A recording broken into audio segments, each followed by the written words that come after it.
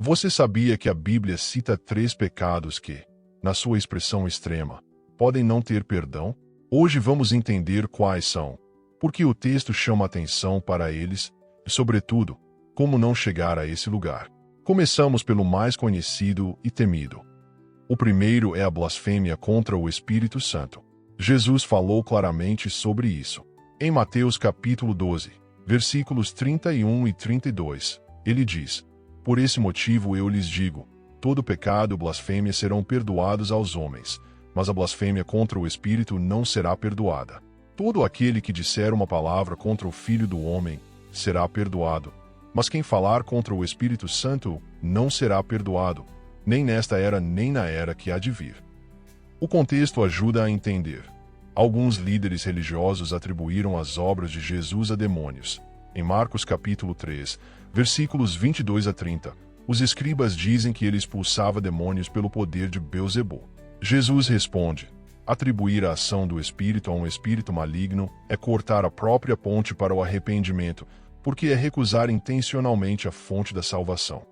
Alguns pregadores interpretam essa blasfêmia como o ato de atribuir deliberadamente o que é obra do Espírito Santo ao mal. Alguns ampliam, colocando também o estado de endurecimento contínuo. Quando o Espírito fala e a pessoa sistematicamente rejeita, fecha o coração, e cada recusa a deixa mais insensível até que a voz do Espírito quase não é mais ouvida. Em resumo, é mais do que uma fala imprudente. É a recusa persistente e consciente da obra santificadora do Espírito. O segundo é a recusa em perdoar. A palavra é muito clara. Perdoar não é sugestão, é ordem. Jesus ensinou: pois se perdoarem as ofensas uns dos outros, o Pai Celestial também lhes perdoará. Mas se não perdoarem uns aos outros, o Pai Celestial não lhes perdoará as ofensas. Mateus capítulo 6, versículos 14 e 15. E na parábola do servo incompassivo que lemos em Mateus capítulo 18, versículos 21 a 35, vemos que aquele que não perdoa depois de ter recebido perdão é tratado com rigor.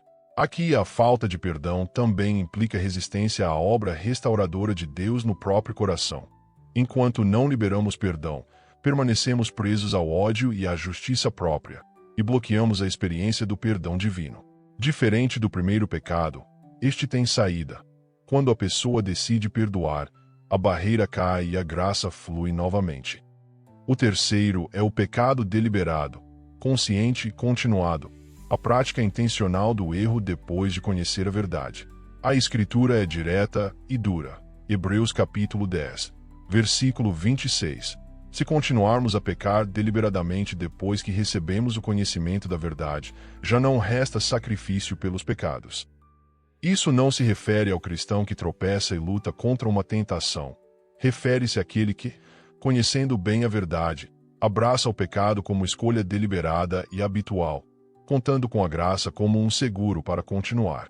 Exemplos práticos: quem diz vou fazer isso agora e depois peço perdão, ou posso fazer isso porque Deus me ama e me perdoará depois, está adotando uma postura de pecado premeditado. A Escritura classifica isso como sério, pois não há arrependimento real quando a intenção é calculada e contínua. Importante: a diferença entre luta e deliberação. A pessoa que se esforça para vencer um vício, que cai, se arrepende e volta a buscar a Deus, não está no mesmo lugar daquele que alimenta o pecado como modo de vida.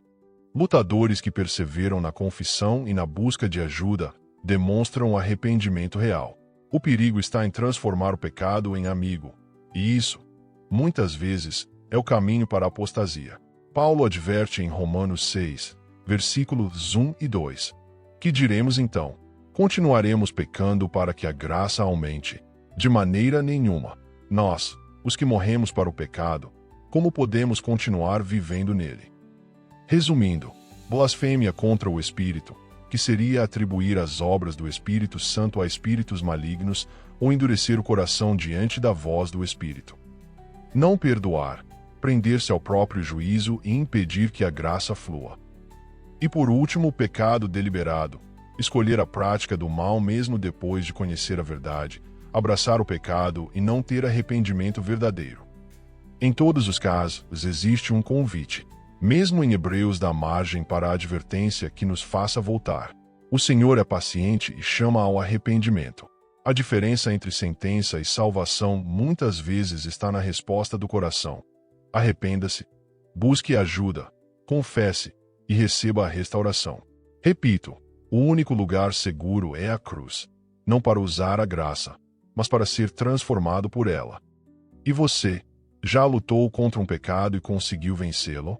Conte sua história nos comentários. Sua vitória pode ser o incentivo que alguém que está lutando precisa. Se você ainda está lutando, procure ajuda. Não se isole e lembre-se, a graça que transforma está ao alcance de quem se arrepende de verdade. Se você gostou do vídeo, deixe seu like e se quiser apoiar, se inscreva no canal. Isso faz com que o YouTube divulgue esse vídeo a mais pessoas. Obrigado por assistir. Deus te abençoe.